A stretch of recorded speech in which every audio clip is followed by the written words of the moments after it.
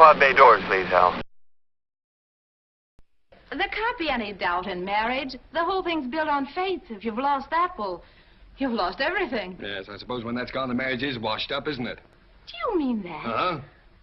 All right, then, that settles it. Well, I guess it does. I wouldn't go on living with you if you were dipped in platinum. So go on, divorce me. Go on, divorce me. It'll be a pleasure. Divorce you? Are you crazy? Do you think I'd drag that music lover into court to show people the man you preferred to me? All right, then I'll divorce you.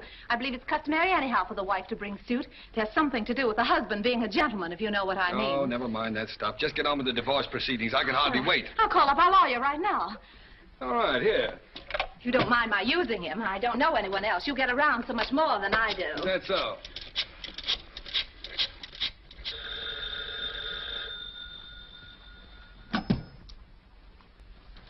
Hello? Hello, Lucy. What's that? Divorce? You and Jerry? Now, Lucy. Don't do anything in haste that you might regret later. Marriage is a beautiful thing, and you should give it every... Why can't we call you back after we finished eating? Please be quiet, will you? You seem agitated, Lucy. Try and calm yourself. I hate to see you take any hasty action in a matter like this. Marriage is a beautiful Why thing, don't you finish your meal? Why can't they call you back later? Please shut your mouth. As I was saying, Lucy, marriage is a beautiful thing. And when you've been married as long as I have, you'll appreciate it, too. Your food is getting ice cold. You're always complaining about your food. How Will do you expect shut me to your big mouth? I'll eat when I get good and ready, and if you don't like it, you know what you can do. So shut up. The doors are open. Happy Valentine's Day. Welcome, everyone. I'm your host, Jerry Dean Roberts of ArmchairCinema.com and also ArmchairOscars.com. And joining me across the country, as always, is the one and only critic for SpotMovieToMe.com and the historian there, Mr. Doug Heller. How the heck are you today, sir? Oh, I'm doing all right. How about yourself, Jerry? Doing great. And this episode is dedicated to all you lovers out there because we are celebrating Valentine's Day by talking about one of the greatest and probably one of the first true romantic comedies. We're talking about Leo McCary's 1937 masterpiece, The Awful Truth. So I have to ask you, what is your experience with this film? I saw it once in the early 2000s because it showed up on a list somewhere, probably the AFI Best Comedy list or something, and watched it, liked it, forgot about it, watched it again last night, and adored it. Yeah, I saw this as a teenager. I knew nothing about it. It came on American Movie Classics when American Movie Classics when the M actually stood for movies. And the C actually stood for classics. Not more Walking Dead. And I saw it came on, and I saw the title. I thought it was a Marx Brothers movie. Well, Leo McCarey. And I watched it. I started watching it, and I was like, I don't want to watch this. Some dippy comedy. And then I just kind of settled back and watched it, and I loved it. It's really smart. It's really smart, but I kind of had put it out of my mind. Mm-hmm. And later, when I was writing Armchair Oscars, I remembered Irene Dunne. Mm-hmm. I remember how dazzling she was in this movie. She was really good in that. She's really, really good in this movie. And and then again last night, I had the hardest time getting to this movie because I tried to rent it on Netflix, mm-hmm. and I get one of those very long waits. Yeah. And so I go to Amazon Prime, mm-hmm. which Amazon Prime does this thing that drives me nuts. It's when you're looking for a movie and you paid your subscription price, but mm-hmm. they still tell you you can rent this movie for $2.99. It's like, okay, so what am I paying the subscription price for? And well, they don't have Prime for everything. Yeah, but I mean, why even offer it if I'm going to have to pay more money to see it? You know. But anyway, I bought a copy. Mm-hmm. I opened it up. It was a brand new copy. I opened it up, and the disc had a crack on it. Oh, gee. Now you have to know this is within the last 4 days. So, last ditch option, I went to iTunes. Mm-hmm. and I rented it for $4. I have this thing where I won't give iTunes my credit card information, so I just go to the grocery store and buy a gift card. Mm-hmm. So I'm watching it last night on my laptop. My wife was like, "What are you watching?" I was like, "The Awful Truth." Oh, that Marx Brothers movie. No. The Awful Truth is not a Marx Brothers. Close, and it has a tie because it's directed by Leo McCarey. But Right. Who no, also I watched. directed Duck Soup. Yeah, who directed arguably the best Marx Brothers movie ever made. Mm-hmm. Mm-hmm. And I sort of fell in love with it again. Yeah. But I was surprised I had forgotten about it. Yeah, which you wouldn't think that you would, but it's kind of almost easy to forget about, but at the same time, once you've rewatched it, it's like, oh, wait, now I know why it's brought up every once in a while. And it reminds me why I love movies from the 30s. Mm-hmm. I sat down and I watched this, and the first thing that I thought about, this is very much a movie that takes place in movie world. Oh yeah. The sets are cardboard, the characters are cardboard, and I don't say that as a negative, but you can very much tell it's a movie. There's nothing realistic about this at all. No. It has that thing where people are driving. Yeah. They'll get in a mock car, and you can just see the people off the stagehands rocking the car back and forth, and you can see the back projection shaking. And there's no wind. Yeah. You know, it's one of those things. But it's very, very, very much a movie. Mm-hmm. And I like it for that. I like how artificial it is. Did you notice the characters in this movie have more clothes than anybody I've ever seen in my life? They have different outfits every scene. It's the standard. This is kind of what I love about movies from the 30s, is that most of the time you're watching exceedingly wealthy people because nobody was. That was pure escapism. That was people suffering from the depression going into the movie theater and being able to sit in air conditioning and watch and pretend that they're in a Manhattan penthouse for an hour and people overseas thought that's what America was. That's what America was. Yeah. Everybody. Did you notice at the beginning how much mink there is in this movie? Yeah. All the women are wearing mink.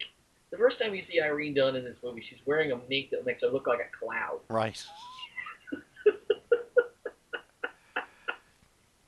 I mean, just huge rooms, big apartments, just, And Cary Grant is, if he's not wearing a tailored suit, he's wearing a tuxedo. Right, right. Even when he's relaxing, he's dressed up. Yeah. Did you notice there's a scene in the movie where he's wearing his robe, and he's got a scarf, and it's like he's still dressed up. Well, you've got to put your cravat on if you've got your house coat on. If you've got your dressing gown on, you've got to have your cravat. I guarantee you, he had caviar with that. It's fascinating, and like I say, I don't say that as a negative. I say it's kind of fascinating. Well, it's very iconic, especially. I mean, it's a Columbia picture, and Columbia was really known for this kind of. Drawing room comedies, divorce comedies, and this was a thing back in the 30s. Divorce was really frowned upon for regular folks, but rich people just got divorced at the drop of a hat, and nobody really cared anything about it.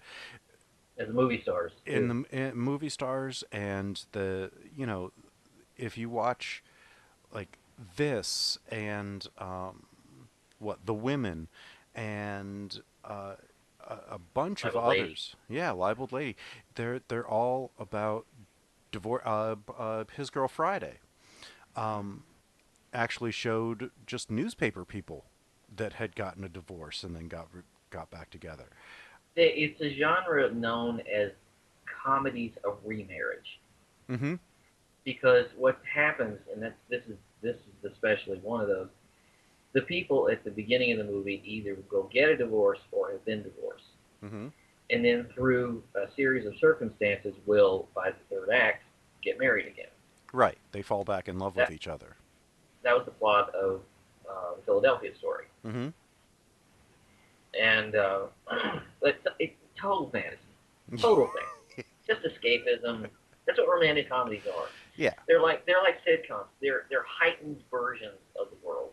Right. And if people would stop for 2 minutes just to listen to what the other person has to say, the movie would be over in Yeah, 2 minutes. 2 minutes. Yeah. It's like every episode of Friends could be solved if somebody just shut up for a minute. Yeah, Big Bang Theory is the same way. If everybody would just shut up for a second, everything would be fine. I refuse to watch The Big Bang Theory, but that's a whole other... I like that show. But like I say, it's comedy, and comedy is necessarily like this. It's supposed to be a heightened version of reality. Right. It's a fantasy version. Mm-hmm. I've always said I love Nora Ephron's world. I love Woody Allen's world because it's a world that is just a little bit bigger. It's a little bit more angular. It's a little bit more exaggerated, and I like it for that. Because who wouldn't want to live in a world where you could easily, get a girlfriend like Elizabeth Shue or Yeah. Muriel Hemingway or something like that. Who wouldn't want to live in that? Well, the funny Or thing Irene is... Yeah, or Irene Dunne, especially Irene Dunne.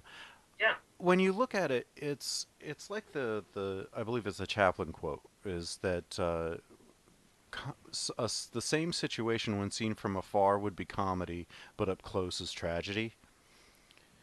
So Yeah. he always set his pictures at about a medium distance, so you could get the comedy and the tragedy. But when you're at something like this, when you're looking at something like this, it is kind of at arm's length. It's a distant. You're only seeing the surface of everything. You're not really seeing the true emotions of the people, and that's what makes it funny. The situations and everything are hilarious, especially when Cary Grant and the voice teacher are in the same room. Armand.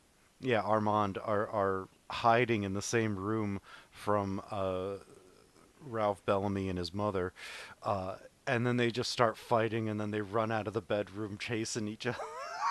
They just run out. It's hilarious to watch. And But the mother says they forgot to slide it second. right, they forgot to touch second. It's Yeah. hilarious. But in another movie, that could have been very dramatic. Right. You could have seen the fight. They could have spilled out. There could have been a lot more of an eruption from Bellamy's character. Why do you have two men in your bedroom? Yeah. Your ex-husband specifically, and your voice teacher that you've denied a relationship with. Why are they Right. in your bedroom? What are they doing here? And all of the things. It helps that Ralph Bellamy always plays kind of a dunce. Yeah, you know what I'm thinking about that? It's like you never saw Ralph Bellamy play the lead. No, he You was always saw him play. he was a character actor. He was a supporting. Yeah. If anybody hasn't can't place Ralph Bellamy, he's the man that was going to marry Rosalind Russell in His Girl Friday. And more contemporarily, he was one of the Duke brothers in Trading Places. Yes. So- Ralph Bellamy was acting into his 80s. I mean, Yeah, he was around for a long time. He was really good. He was funny. He was the quintessential character actor. You knew when you saw Ralph Bellamy in the title, you knew what character he was going to play, and you were never disappointed. That was kind of a thing back then. We touched a little bit about this in It's a Wonderful Life. Mm-hmm. You had actors at the time, character actors, supporting actors, who generally played the same role. Mm-hmm. So when you saw Ward Bond, you knew what you were going to get. Right. It was cinematic shorthand for the time. When you saw Bela Bondi, you knew who that was, or Thomas Right. Mitchell, Right. anybody like that. Ralph Bellamy was no different. Yeah. Because he was never a mean person. He was always just kind of a goof and kind of... He was a good-hearted lout. Right. No more better than here. Right. Right. Well, let's get into the story, because basically the story is very, very simple. Yes. Meet Jerry and Lucy Warner, who they don't trust each other. And they have good reason, because at the beginning of the movie, the very first scene is we see Cary Grant, who plays Jerry. He comes in, he's at his social, or he's at the gentleman's club. Yeah. And he's laying under a heat lamp. So that he can get a tan, because he was supposed to have been in Florida for 2 weeks. Right. And he's comes white as a back. ghost. He's white as a ghost. He comes back home, and he gives Lucy a basket of oranges from California. Stamped with California, yes. And apparently Florida had a big rainy spell the whole two weeks he was supposed to be down there. And he comes back bronzed, and he didn't know. Oh, bronze. No, not bronze. His complexion looks like he's been under that heat lamp for days. I mean, if spray on tan had been invented at that point, he would be one of the orange people. That's what he would look like. Yeah. Now you have to. This movie is in black and white. Right. So that tanning. To see his complexion get that much. Yeah, it's intense. He had to be under that heat lamp for days with his dad. Well, I think he sat down and he said, I'm not moving from here until this afternoon. I have to look golden brown by this afternoon. Yeah. Like, and and then she comes. She's been out all night with her vocal teacher. Yeah, this Egyptian vocal teacher named Armand. Yeah. And he's this really good-looking guy in a tailored suit. I mean, everybody's in a tailored suit, but he's this really good-looking guy, and there's the suspicions go both ways. Well, sure. But he's the one that has done something, but yet he's the one that gets up in arms that she did something. That's that old double standard. But boy, do they go to divorce quick. They do. I mean, in the interest of getting the plot machinations underway and getting the gears going. I mean, it's 10 minutes. These two things. It's at least 10 minutes. These two things, and they are dropped in the divorce court. Yeah. And like I said, heightened version of reality, because you don't want to go through too much of that. Because they do have a conversation that's like no two people can live together if they don't trust each other. Right. Well. And the story is very episodic. Because it goes through this series of episodes where it's back and forth. Right, and the main part of the story takes place in the 90 days before the completion of the divorce. Right. So they're still married, but the finalization of the divorce is 3 months away, and that's during this whole time that she's going to marry her rebound, and I think that this is the first time that they actually said about a rebound relationship in a movie. Yeah. And called it that.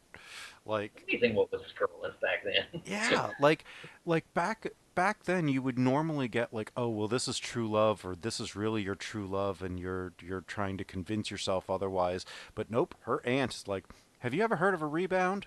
This is that. It's a revenge rebound. Yes. Because what she ends up with is, what was it, his name? Dan Lessick? Lesser? Yeah. Name. But he is played by Ralph Bellamy. And he's this clod from Oklahoma. Who? A rancher. And I'm going to be honest with you. I'm born in Arkansas, raised in Alabama. I've never heard a Southerner talk like this. Honestly, I'm sitting there and I'm like, no, Well, he's from the Midwest. Midwesterners, he's still, it's an exaggerated accent, but it's pretty close to a Midwestern accent. but I've never heard anybody talk like this. It's like, he's talking like this. You know, it's like someone who's never been to the South or heard Southern people. This is how it's. Well, it sounds like he's from Oklahoma, but all he's ever known about accents and stuff are from westerns. Yeah, yeah. Or And basically, what he sounds like he's on the Beverly Hillbillies. going so far as to actually stand there with her at the piano singing "Home on the Range." At the He can't top, sing. at the top of his terrible voice. And Ralph Bellamy, who was from Chicago. Yeah. But it's I mean, and of course he has a mother, and he calls her Ma. Yep. Hmm. He's a movie rancher through and through. Right. He's from Oklahoma, and he keeps talking about he's gonna marry her and take her off to Oklahoma. Oklahoma City. Yeah. And Gary's oh, like, he's got "You're this- gonna live in Oklahoma City, not the Oklahoma City, boy. That's not right in Oklahoma City." She's like, "Yeah." the scene where he reads her. He's gonna propose to her, but he writes her a poem. Yeah. Oh, my little prairie flower, how I think about you every hour. Yeah. I mean, I was sitting there. I said I had to watch this for this, and my wife was still up, so she's like, "Yeah, go ahead and put it on." So we were sitting there watching it. She watched all but like the last 20 minutes of it before she went to bed, and we were both laughing, like cringing at that poem, like. Because Cary Grant has come to visit her. And he's hiding behind the door. Behind the door. He was about to leave, and then up comes Dan, and he's hiding behind the door. Boy. And he keeps poking her with a pencil Yeah. to make her laugh. Yeah. And then she's like, "Oh, I just laugh at the weirdest times." Ha ha ha ha ha. Can we talk about Irene Dunne? I rarely ever see this, even today. But it's one of those things where very, very, very rarely will you ever see an actor who knows how to act when when they're not the ones speaking at the moment. She's not only a great actor, she's a great reactor. Right. Because she has some facial expressions in this movie that are just they're just gold. Because he stands there and he's talking, and you see the look on her face behind him. Her face is like this Greek chorus, you know, to whatever nonsense he's, you know. There's that scene where he introduces himself to. He introduces himself to the Ralph Bellamy character and his mother, and basically he's praising Lucy to the heaven, Mm-hmm. and she's not buying it. But the look on her face is just like, really? It's so great. And the end when he when she's posing as his sister. Oh God! In front of the woman that he's going to marry. She's pretending to be the character they met earlier in the club. Right. This little uncouth little lounge singer, and Lucy's pretending to be her, and he's just buffaloed by it.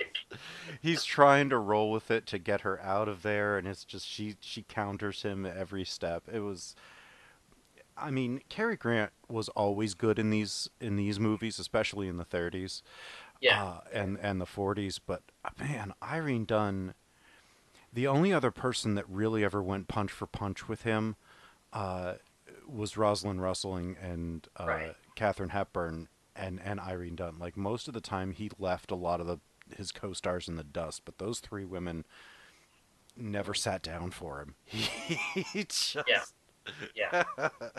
she is just a force of nature in this. She is wonderful. Yeah.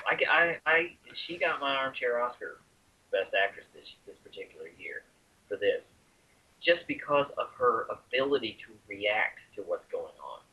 She's not just standing in the background. Right, She's right. responding silently to what's Mm-hmm. going on, and her facial expressions are just amazing. Um, but what I got from this story, and I love this, the couple, it's essentially a game of one-upmanship, Yeah. at which they're trying back and forth to ruin whatever opportunities or options or whatever romantic opportunities they have. But as it goes along and it gets further and further, you get the idea that they're not simply trying to destroy romantic opportunities. They just Mhm. don't want them to be with anybody else. Right. Exactly. These two people are in love. They do love each other. Yeah. And so as the movie progresses, that becomes more and more apparent. Mm-hmm. Then of course you get that scene at the end when they're in this room together, and they're in separate rooms, and the door keeps opening and all of this, and it comes down to eventually they end up in the same room at the stroke of midnight. Right. You know, but it's really, really fascinating the way that relationship works, even as thin as it is, Mm-hmm. because this is a Hollywood romantic comedy in the 30s, so it's more shenanigans than it is romance. And Cary Grant is so good here, Mm-hmm. and I think this was where the Cary Grant persona was born. More or less, yeah, I think so. Because I think before this he was a leading man, but you didn't have that persona that impressionists love so well. Yeah. I think this is where that came from. And he hated this movie.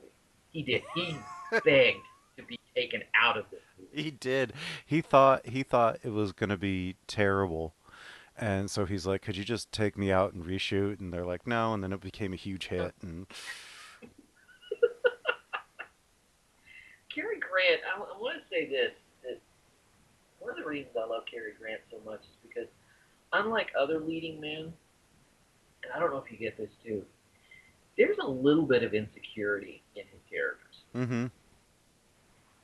Even when he's doing, something dark, like Notorious or something Mm-hmm. like that, there is always a degree of uncertainty in his characters. It's not like Bogart. No. It's not like, any of the actors of this time. No, it's not Gary Cooper. It's not. It's not Gary Cooper or John Wayne, who Right. seems supremely confident. Mm-hmm. He's always Cary Grant in his movies, especially in the early one, in the late 30s and into the early 40s and mid 40s. He was always kind of a guy that struck me as thinking to himself, "Well, let me try this. Maybe this will work." Yeah, Instead of "I'm going to do this and this is going to work." right. Like, And you get the feeling that if he weren't such a good-looking guy, he might not be able to get through most of these situations. exactly. Get through it on his charm, which Right. which made him a great foil for Hitchcock. Mm-hmm. Because Hitchcock would put him in these situations that the charm couldn't get him out of, Right. Exactly. Especially Notorious. especially North by Northwest. Oh yeah. I mean, how does the charm get him out of being shot at by a crop duster? Right. But I always sensed that, and I think that came from, and as I understand it, that was not an on-screen thing. That Cary Grant had a lot of insecurities in life, and it just came out on screen. I am hard-pressed to find a movie in which his characters are supremely confident. I Yeah, I can't even can't. say that about Jimmy Stewart. Yeah, no. Jimmy Stewart's Because, characters might have had some insecurities, but they weren't as on the surface as they were with Cary Grant. right, right.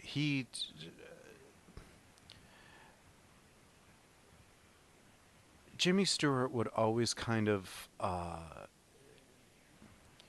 he would kind of play the bumbling, confident man.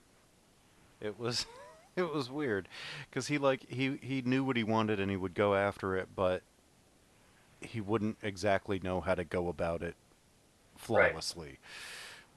But he would still have that vision in his head, whereas Grant was always just kind of like, well, let me throw this at this person, let me throw this at this person, and see which one's going to stick the most, and I'll keep going with whatever works the best.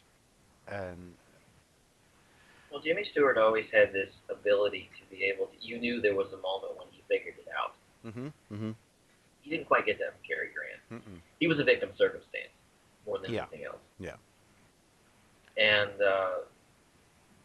even in his dramas, mm-hmm, even in his dramas, there's always this, what am I going to do next? I think right. that may be why I connect better with him than a lot of the leading men at this time. And it's funny that uh, he would be like that, because he is this charming, you know, he's always got this thing that even in his dramas, like you were saying, he's always a little bit funny Yeah. because he's insecure. So he's always making a wisecrack, even when he shouldn't be, and when something is very even in Notorious, he's kind of funny. Yeah. North by Northwest, he's hilarious. Uh, but yeah, I think it's a really it's a nuanced approach to acting, especially of the time, that was really unfortunately unappreciated. Yeah, a lot of movies at this time. This was before the method really came to Hollywood.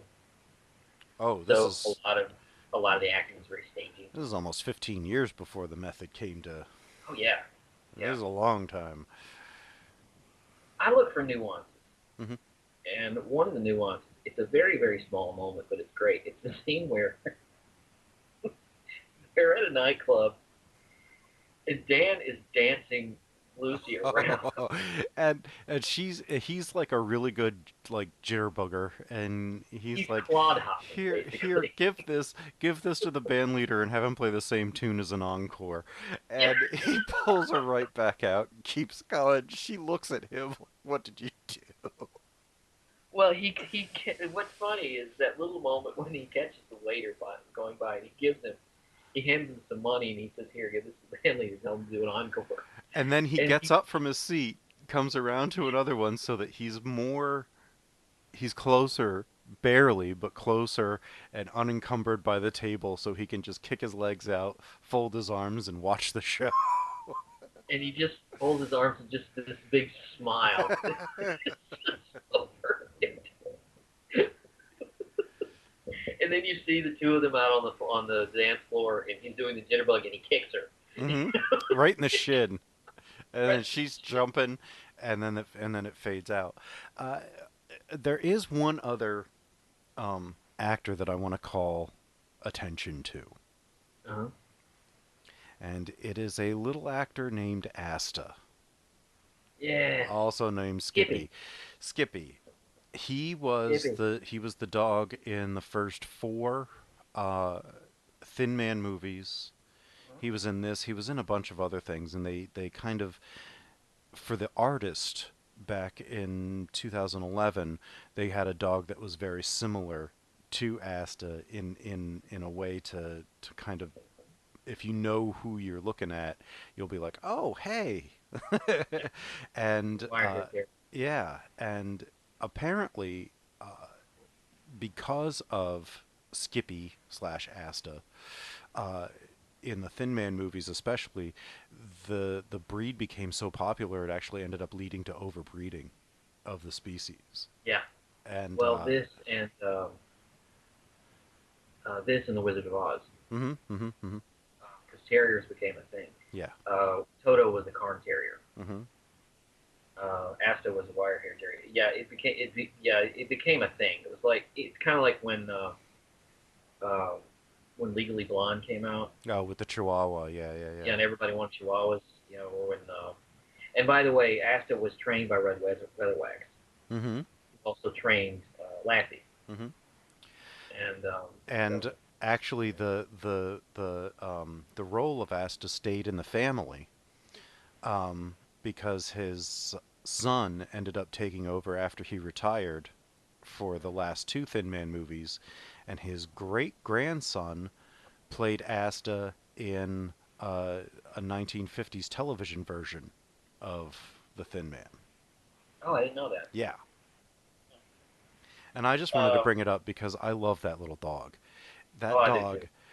when she's like, "Okay, go over and count," and he gets up on the chair, puts his paws up and puts his head between his paws like he's covering his eyes. Absolutely adorable. I love this animal. Every time I see him in a movie, I just get happy because this Or animal when is they're adorable. trying to do a duet. Oh, And when he's singing, when he's playing the singing, he's trying to break up her conversation that she's having with somebody, and he and he gets comes in he because gets he's got custody of the dog. right, and he gets Asta to vocalize while he's playing the piano. It's like singing Yeah. along. It's Well, and you don't see it. You just see Lucy trying to talk to somebody, and you hear them in the background and the piano, and he's playing whatever rinky-tink song he's playing, and Asta's barking his head off, or trying to howl and sing along, but you don't see it. you see a couple of shots, like right at the beginning when it starts. You see the interplay between it, and then it cuts away, and then you just hear it, and that's Yeah, funnier. That's even funnier. Uh, it's like the fight. yeah, yeah. It's like the fight. You don't see it, you just hear it. Right. You hear it. You hear all this crashing and banging. It's like, oh, somebody's cleaning up in there. Uh-huh. Yeah. And I want to talk about, we're talking about Cary Grant. Physical comedy Oh yeah. was his bag too, because he's known as a leading man, as a romantic, but the scene where he busts in while she's singing, Mm-hmm. and he's in the back of the room, and The he chair accidentally at the table. he accidentally steps on this chair and destroys it, but he gets himself wrapped up in it. And while she's singing, she comes to her final note, and she starts laughing while Yeah, she's yeah, singing. yeah. So these physical gags. Not every actor can do that. No, no, and But- he, I think too many people forget that he was a very gifted comedian, and I don't understand how, because most of the films he was in were comedies. Yeah. They just think of him as a romantic lead, but I mean, even going back to one of his earliest portrayals was in what was it? She Done Him Wrong? I was just about to mention that. That was an odd pairing with him and Mae West. Really was. Wow, that was odd. He was like 27 and she was like 45. Yeah. It was the only time that the age difference was reversed in a movie. Because then you start getting into something like later Leo McCarey, when he did An Affair to Remember in '57 with Gary Cooper and was it Audrey I can't even Hepburn? remember because I can't stand that movie. Was it Audrey Hepburn? I'm looking it up now. It may have been. Give me a second. Honestly, But I I can't mean, remember. he was vastly older, and no, Deborah Carr. Deborah Carr. Okay. Cary Grant and Deborah Carr. They were too far apart in age, and it just that's one of the rare McCarey films that doesn't work. At all. Because it's more of a straight drama, and he was the best straight drama he ever did was the same year that he did this one, actually, Make Way for Tomorrow. Make Way for Tomorrow, which is an incredible film. I saw that in preparation for this. Yeah, it serves as the basis for Yasujiro Ozu's best known work, Tokyo Story. It's a really sad story. It's these two elderly people who are evicted from their home, and their children have to take them in, and they don't have room, and they don't have time for them. Mm-hmm. And it's really hard to watch. It's hard It's- it's a yeah. tough drama. Yeah, it is. It is. It is. And when Leo McCarey won the Oscar for The Awful Truth, Mm-hmm. but he always said, I should have won it for Make Way for Tomorrow. He should have won it for Make Way for Tomorrow. He even said it, I think, the night he won the Oscar. I think he actually said that. Thanks a lot, but this was the wrong movie to reward me for. That is what he said. You gave it to me for the wrong movie. And McCarey is one of the few actors in the Three Timers Club. Yeah. He got for this. He won for Going My Way, and what else did he win for? I'm trying to think. Hang on, we got to do research. Well, McCarey, if you don't know, McCarey had this way of being very loose on set. Yeah. He was not a one of those hard-bitten dictatorial directors. He was he wanted his actors to be comfortable, so he did not work from a script. Right. Which frustrated his actors to no end. Ralph Bellamy said in his biography, he said, I walked in, I had no idea what I was doing. He said, the first day I walked in, I'm standing there on the set. Irene Dunne is at the piano playing Home on the Range, and McCarey just calls me over and he says, do you know how to sing? He says, I don't know one note from the other. He says, perfect, use it. And that's the scene that's in the movie. Right. When they're playing. That's the scene that you see. That's why he looks so uncomfortable. Right. Yeah. His and third. What's funny is when his third Oscar, I was wrong. I thought he had 3 director, but he has 2 director, one for this and one for Going My Way, and original story for Going My Way. Okay. I thought. But yeah, his work ethic really drove everybody crazy. Well, I mean, you gotta remember, this is the man that directed Duck Soup. If you can get them all 4 Marx Brothers in one room doing something that you've told them to do, go with whatever you got, man. I like. Marx Brothers were kind of like, well, now also the Marx Brothers scripted all of their stuff. Oh yeah. There was no ad-libbing. There was no ad-libbing. There was no ad-libbing. Because everything was so perfectly timed out with them. You couldn't ad-lib. They took their shows on the road, and they would go out and they would sit in the audience. They would have somebody sitting on stage, time how long the audience would laugh at certain jokes.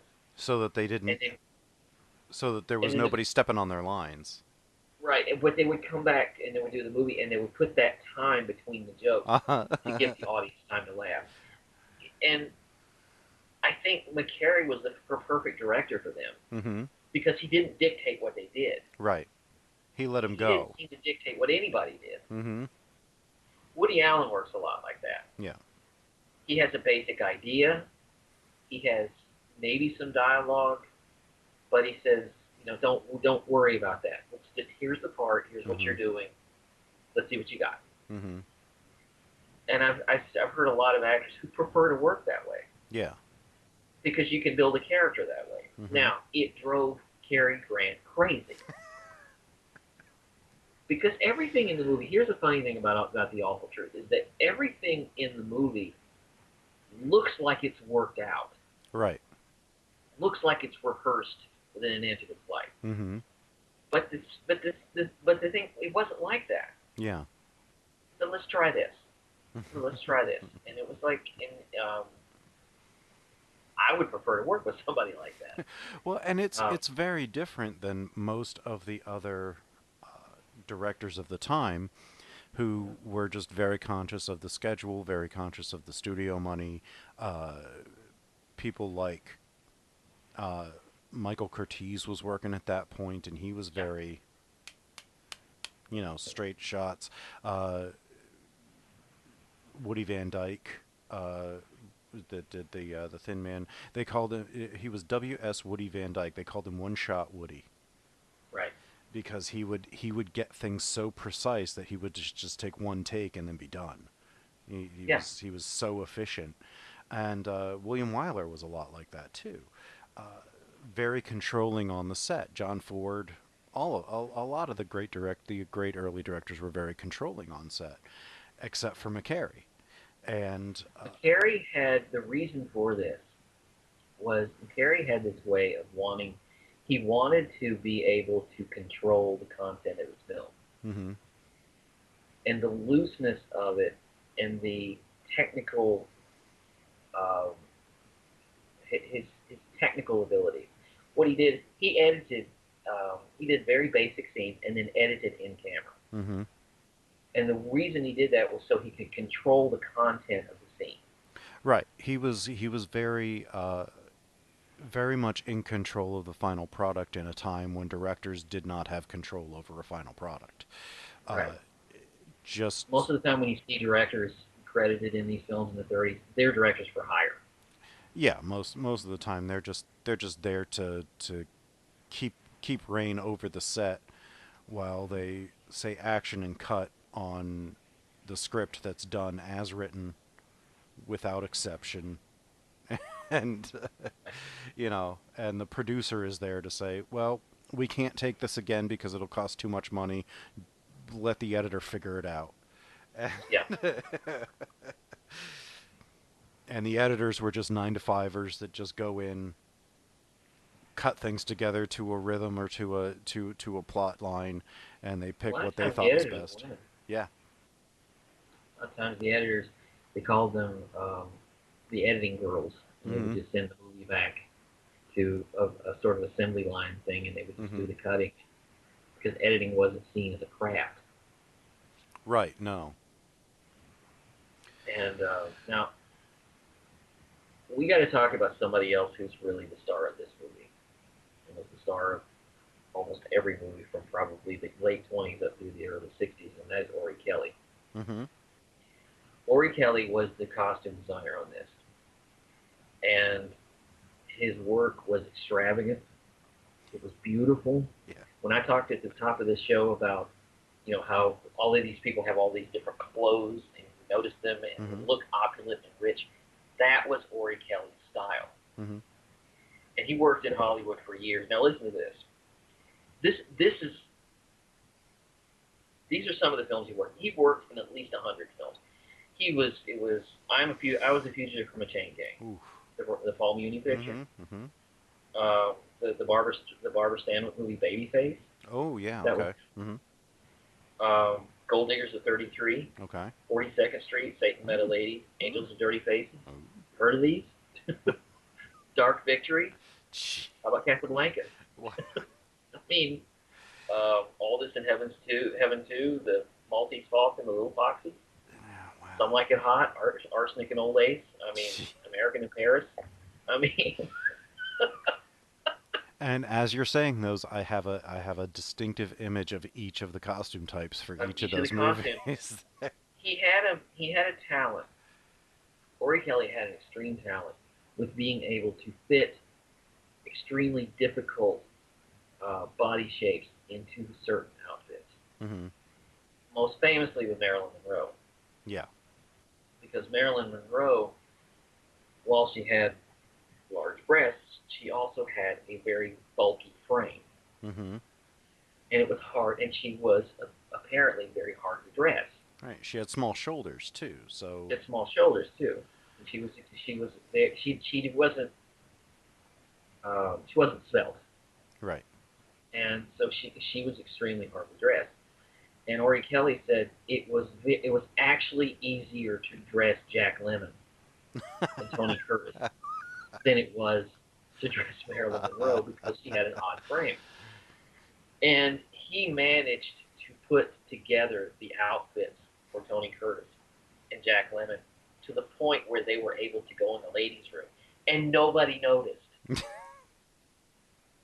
Nobody noticed.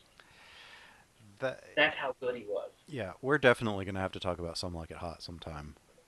See, Yeah, that's one of my favorite movies ever. Billy Wilder in general. We gotta Oh we my gotta get God, to. we have not touched on Billy Wilder. Nope. He was, oh my God, so The Lost Weekend is one of my favorite movies. Ace in the Hole is one of my favorite movies, Ace in the Hole. starring Kirk Oh Douglas. man, you want cynicism? Watch Ace in the Hole. Oh my God. You want a movie that that is hates journalists, hates newspaper that people? is a cynical masterpiece right there. That is cynicism incarnate. Oh my God, it's about a man who he's traveling through the Southwest, comes upon a story of a man trapped in a cave. And he engineers it so that it drags out. He delays the rescue, and oh man, Decides to change it, yeah, oh and it ends up getting the man in even deeper trouble to where yeah, the original rescue plane can't go through. man, it's Uh, whew. it's probably Kirk Douglas's best performance, in my opinion. I mean, he plays a heel. You know what Yeah, I mean? it's between that and Paths of Glory for me. Yeah, yeah. And maybe Champion. Oh yeah, Maybe. Champion. But anyway, get, getting back to the awful truth in Leo McCarey. I just it's such a fun movie, and it's a great thing for Valentine's Day if you're not looking to watch like Love Actually again, or Harry Met Sally. When Harry Met Sally, or the 50 Shades of Tie Me Up, whatever that is. Uh, I saw the first one of those, and boy, was that horrible. Uh, it Well, was I would say it was so bad. I'm interested in watching the other two. my favorite romantic comedy of all time. If you're a regular listener to this show, you know my favorite romantic comedy of all time is Danny Hall. hmm This comes a very close second. Because I adore this movie because it is so funny. hmm There are nuances to it. It's a big brash Hollywood romantic comedy. A lot of people love to point to It Happened One Night. I think this is better than It Happened One Night. I personally like this because I think the relationship works a little better.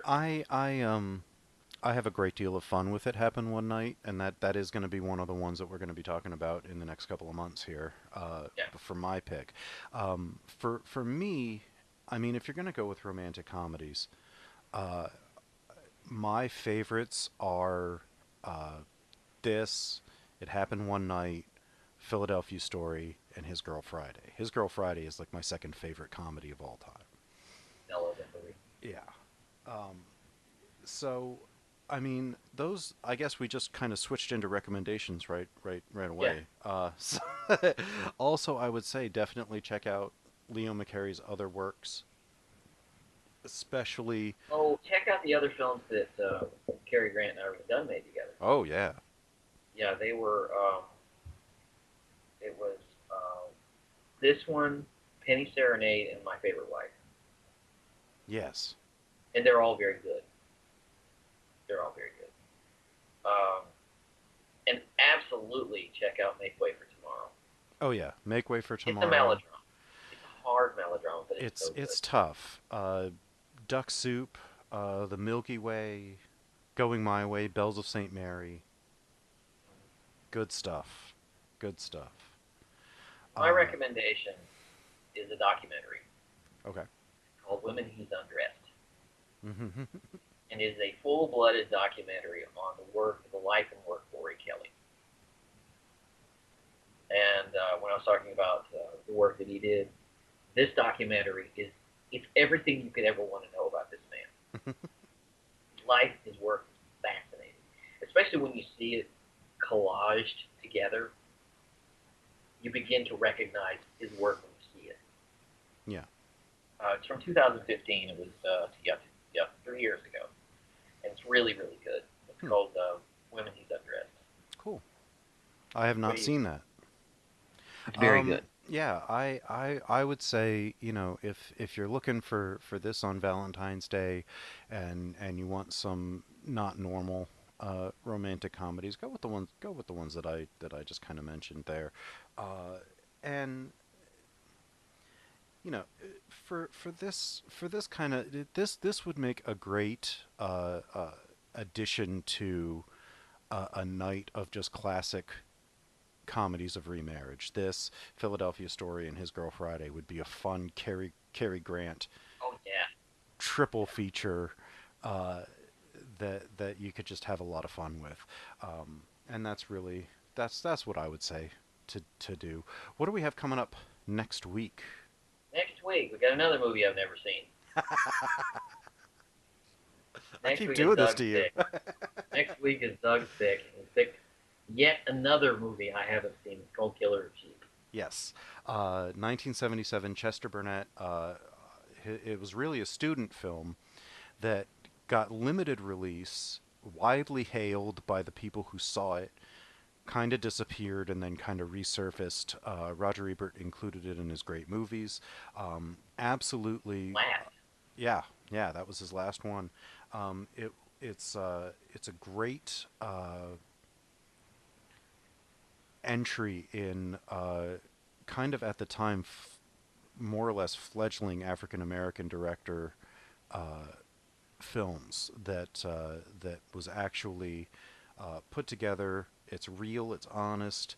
It's the acting is a little amateurish, but they were all non-professional, and it's my way of doing something for Black History Month, calling attention to this really kind underseen masterpiece, the other masterpiece of 1977.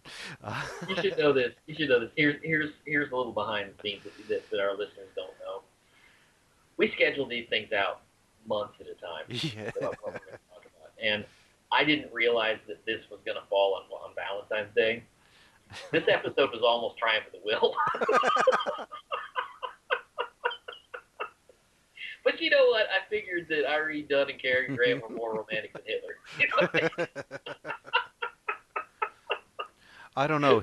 Hitler by Riefenstahl does have a little weird romantic twinge to it. Yeah, but, yeah, that's true.